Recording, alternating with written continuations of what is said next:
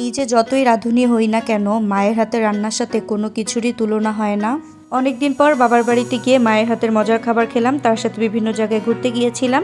সেই ব্লগটা আপনাদের সাথে শেয়ার করব, তাই একটা লাইক দিয়ে সম্পূর্ণ ভিডিওটি দেখতে থাকুন। আসসালামু আলাইকুম, সবাইকে ওয়েলকাম করছি আমার পেজে নতুন আরেকটা ভিডিও দেখার জন্য। আজকের ভিডিওটা সকাল থেকে শুরু করেছিলাম। এখানে আজকে আমি আমার স্টাইলে রামিন নুডলস রান্না করব। তার জন্য এখানে 2 রকমের নুডলস নিয়ে নিয়েছি, তার সাথে কিছু সস এবং নুডলসের প্যাকেটে যে ম্যাগি মশলাগুলো থাকে এবং তার সাথে একটা স্বাদে ম্যাজিক আমি এক্সট্রা করে নিয়েছি।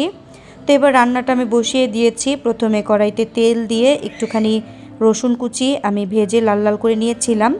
এই পর্যায়ে আমি পরিমাণ মতো পানি দিয়ে দিচ্ছি, যেহেতু এটা আমি একটু সুপি নুডলসের মতো করব, তাই পানির পরিমাণটা এই পর্যায়ে একটু বেশিই দিচ্ছি। এরপর অ্যাড করছি 3 টেবিল স্পুনের মতো টমেটো সস, আর 2 টেবিল স্পুনের মতো আমি দিয়েছি চিলি সস, 1 টেবিল স্পুনের মতো দিয়েছি সয়া সস, আর ওই যে মশলাগুলো রেখেছিলাম সেটা দিয়ে দিলাম। হাফ চামচের থেকে একটু কম দিয়েছি গোলমরিচ, আর দিয়েছি স্বাদমতো লবণ। এবার খুব ভালোভাবে এটাকে জাল করে নিব। এই স্যুপটার মধ্যেই কিন্তু আমি নুডলসটা সেদ্ধ করব। তো যখন পানিটা ফুটে এসেছে তখন আমি নুডলসগুলো দিয়ে দিলাম, আর সাথে যেহেতু আমি এখানে লম্বা স্টিক নুডলসও অ্যাড করেছি, তাই একটু সময় নিয়ে নুডলসটাকে সিদ্ধ করে নিতে হবে। আমি এখানে কিছু কাঁচামরিচ আর একটু লেমন গ্রাস দিয়ে দিয়েছি। আমার বারান্দায় কিন্তু এই লেমন গ্রাসটা লাগিয়েছিলাম, সেখান থেকে কিছু পাতা এনে দিয়ে দিয়েছি। বারান্দায় টুকটাক গাছ লাগানোর কিন্তু এটাই একটা সুবিধা। এরপর নুডলসগুলো যখন সেদ্ধ হয়ে গিয়েছে এবং স্যুপটাও ঘন হয়ে এসেছে, তখন আমি 1 টেবিল স্পুনের মতো কর্নফ্লাওয়ার একটু পানি দিয়ে গুলিয়ে দিয়ে দিলাম। আর এরপর 5 মিনিটের মতো জাল করেছি। এরপর চুলাটা বন্ধ করে একটুখানি লেবু রস দিয়ে দিলাম, আর এরপর নাড়াচাড়া করে আমি এটা নামিয়ে নিয়েছি। তো খুবই সহজভাবে আমার মতো করে আমি বাসায় যেভাবে রামিন নুডলস রান্না করি সেভাবে আপনাদের সাথে শেয়ার করলাম। ঘরে থাকা উপকরণেই আপনারা চাইলে রেসিপিটি করে খেতে পারবেন। তো এরপর আমি এটাকে একটু সেদ্ধ ডিমের সাথে সার্ভ করব। আপনারা চাইলে নাগেটস দিয়ে বা চিকেনের অন্য কোনো প্রিপারেশন দিয়েও এটা রেডি করতে পারেন। তো আমি যেভাবে করি সেটাই আজকে শেয়ার করছি। আর নুডলসটা কিন্তু খুবই স্পাইসি হয়েছিল এবং খুবই টেস্টি হয়েছিল। যাই হোক, তো সকালবেলা মজাদার এই নুডলসটা দিয়েই কিন্তু আজকের নাস্তাটা করেছি। আর যেহেতু এটা অনেক স্পাইসি একটা খাবার ছিল, তাই ওয়ালিদকে আর এটা দিতে পারিনি, তাই ওয়ালিদকে পাউরুটি আর ডিম পোচ খাইয়ে দিয়েছিলাম।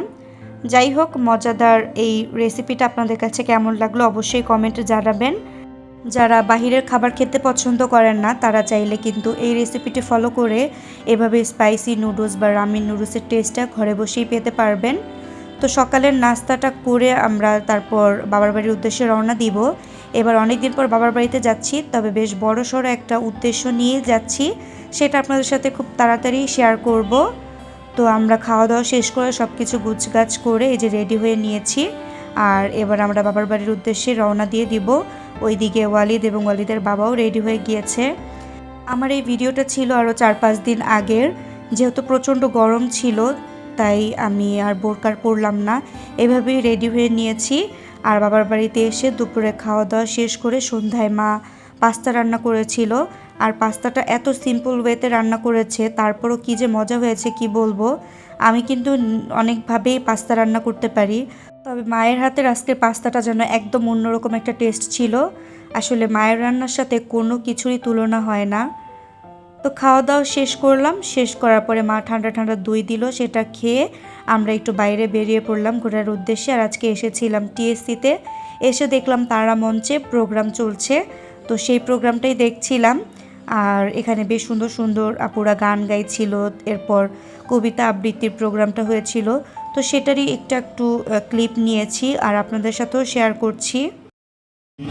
করে যায় কেমন করে এ রানার সাবেগে হরিণের মতো যায়, কত গ্রাম কত পথ যায় সরে সরে, শহরে রানার যাবেই পৌঁছে ভরে হাতে লণ্ঠন। টিএসসিতে ঘোরাফেরা শেষে এরপর আমরা বাসার উদ্দেশ্যে রওনা দিই। আর সেদিন বাইকে করে ঘুরছিলাম, ভীষণ ভালো লাগছিল। আর এই রোডটাতে বাইকে ঘোরার মজাই আলাদা। পুরো রাস্তাতে তেমন কোনো যানজট ছিল না, সেদিন ঘুরতে ঘুরতে বেশ ভালোই লাগছিল। তো টিএসসি থেকে ঘোরাফেরা শেষ করে আমরা চলে আসলাম বেইলি রোডে। আর বেইলি রোডের এই জুসের শপটাতে সবগুলো জুস আইটেমই অনেক বেশি মজার হয়ে থাকে, তবে এখানকার লাচ্ছি আর লেমনেরটা কিন্তু অনেক বেশি টেস্টি। তো আমরা এখান থেকে বরাবরের মতোই 2টা লাচ্ছি নিয়ে নিলাম। এরপর আমরা বাসার কাছে এসে কাউসারের দই ফুচকা খেলাম। এরপর বাসার উদ্দেশ্যে রওনা দিই। বেশ আনন্দের মাঝে আজকের দিনটা কাটলো। আপনাদের কাছে ভিডিওটা কেমন লাগলো অবশ্যই জানাবেন। আল্লাহ হাফিজ।